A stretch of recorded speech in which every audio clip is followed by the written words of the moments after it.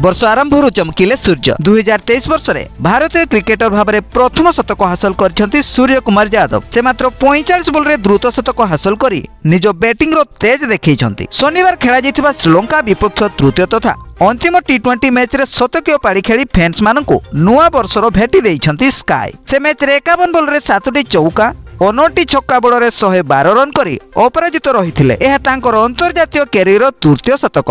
2022 जुलाई मासरे सूर्य निजर कैरियर प्रथम अंतर्जातीय टी20 शतक मारिथिले। यह इंग्लैंड विपक्ष टी20 मैच बेले करथिले। पर नवेम्बर मास 2022 रे न्यूजीलैंड विपक्ष रे द्वितीय शतक हासिल करथिले। तृतीयतम शतक होची तांको कैरियर सबठारो द्रुत शतक। से मात्र 45 बॉल रे शतक हासिल करिसंती। टी20 फॉर्मेट रे यह भारतीय द्वितीय द्रुत शतक। एई तालिका रे रोहित शर्मा प्रथम स्थान रे रहिसंती। वर्ष 2017 रे हिटमैन रोहित शर्मा श्रीलंका विपक्ष टी20 मैच रे मात्र 35 बॉल रे निजर शतक हासिल करथिले।